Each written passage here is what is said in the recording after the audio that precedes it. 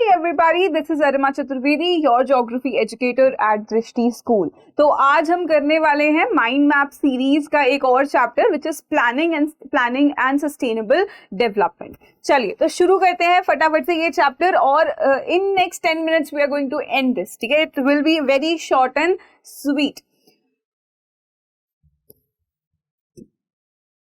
Okay, so planning क्या process होता है कि हम किस तरीके से अपनी रिसोर्सेज को यूटिलाइज कर सकते हैं बेस्ट वे पॉसिबल, उसका जो भी आउटकम है उसको बेस्ट बना सकते हैं. इसके लिए हम प्लानिंग को यूज करते हैं. प्लस इन इंडिया, जैसे इंडिया एक कंट्री है, India is a country of diversity, a very large diversity. तो इस कंडीशन पे हमारे लिए एक रिक्वायरमेंट बन जाती है, ना कि एक लग्जरी है planning. It is a requirement for our country to plan out the resources और किस तरीके से हम उसको आने वाली जनरेशन के लिए सेव कर सकते हैं.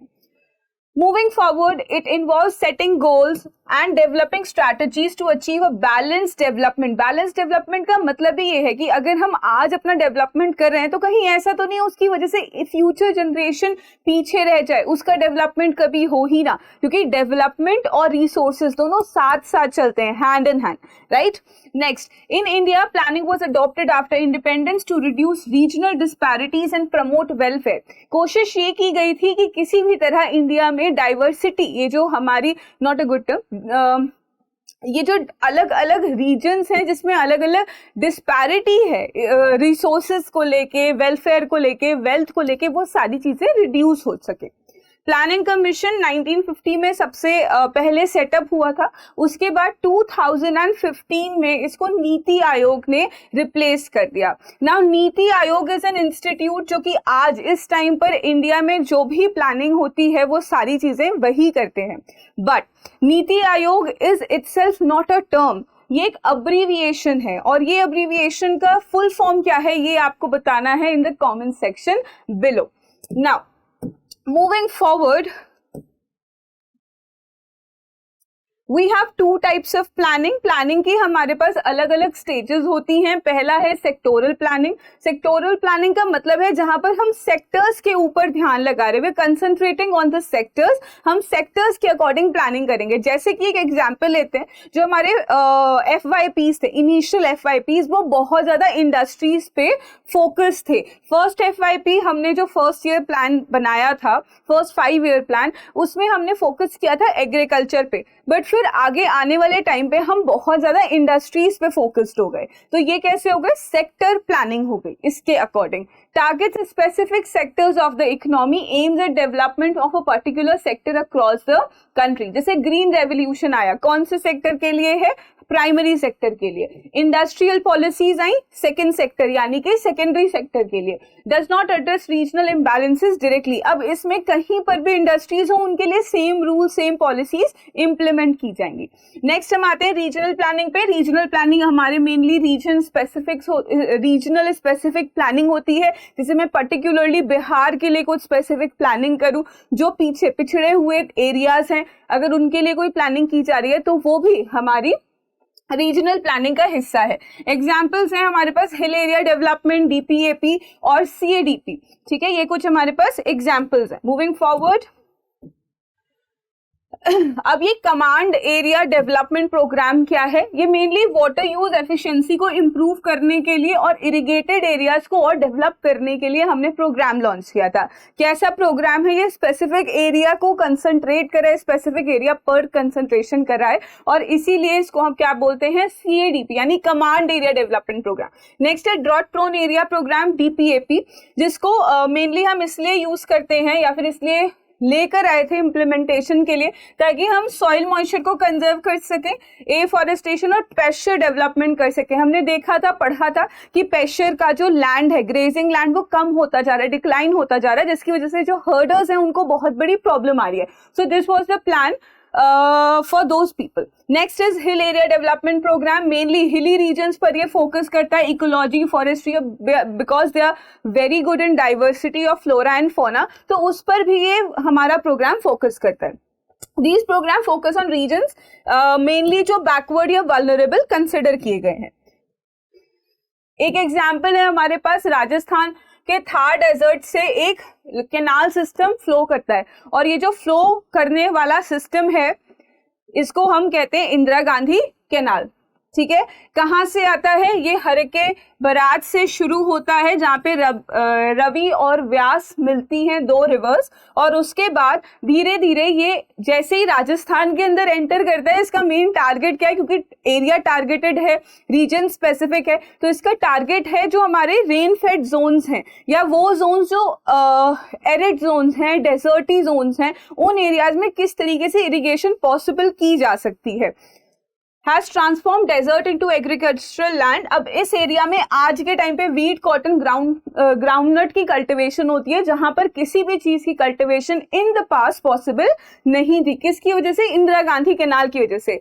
बहुत सारे कंसर्न्स है इसको लेके, जैसे कि वाटर लॉगिंग, उन एरियाज में जो हमारे थोड़े से डाउन है, लो लाइंग एरियाज हैं, उनमें वाटर लॉगिंग की बहुत बड़ी समस्या है। सैलिनिटी की, पानी में जो सलाइन नेचर होता है वो बहुत ज्यादा इंक्रीज हो जाता है। Desertification in the near by areas, पानी को तो एक तरफ हमने फ्लो कराना शुरू कर दिया, what about the other area जहाँ पे पानी की एकदम से कमी हो गई। अब इसके लिए एक बैलेंस्ड अप्रोच की जरूरत है, जो कि गवर्नमेंट ने इन द पास्ट यूज करने की कोशिश करी है, जैसे कि drip sprinkler system, afforestation for sustainability. तो आसपास केनाल के हमने ये सारी चीजें करने की कोशिश करी। इसका पहला स्टेज है हमारा राजस्थान से शुरू हुआ, मेनली हनुमानगढ़ और श्री गंगानगर से निकलते हुए बीकानेर से इसका सेकंड फेज शुरू होता है, जो कि जोधपुर, जैसलमेर, बामेर, इन सब डिस्ट्रिक्ट्स को कवर करता है।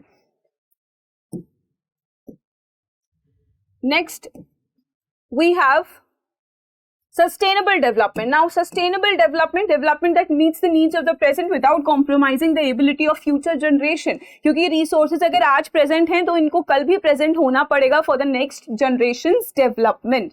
अब pillars क्या हैं इसके? economic growth है, social equity है और environmental protection है। कहीं ऐसा तो नहीं कि हम लोग development के नाम पे environment को भूलते जा रहे हैं, वही हो रहा था।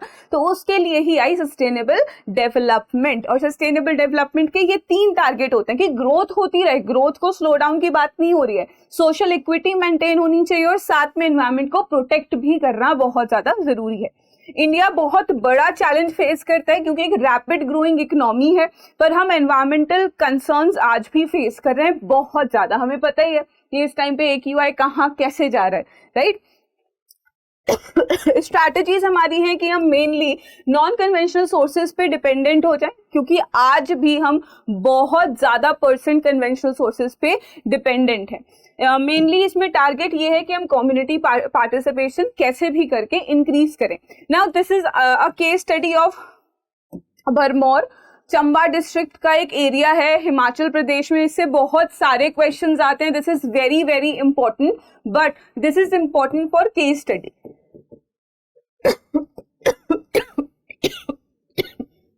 Now this is important for case study। Mainly ये उन एरियाज पे टारगेट किया गया था, अगर रीजनल स्पेसिफिक है तो ये उन एरियाज में टारगेट किया गया था जहाँ पे गादी शेफर्ड्स रहा करते थे, गादी पेस्टोरोलिस्ट रहा करते थे। एरिया बहुत ज्यादा पिछड़ा हुआ था, बैकवर्ड था। तो गवर्नमेंट ने सोचा कि इस पर्टिकुलर जोन को हमें कैसे भी डेवलप करने की जरूरत है, यहाँ पे एम्प्लॉयमेंट गारंटी करने की जरूरत है, स्पेशल लैंड करने की जरूरत है, ताकि जो लोग ट्रांस ह्यूमनिस्ट मतलब माइग्रेशन कर रहे हैं बार बार उसको रोका जा सके, सेटल हो सके, इनको जो चीजों की कमी होती है वो यहाँ पे सारी पूरी हो सके।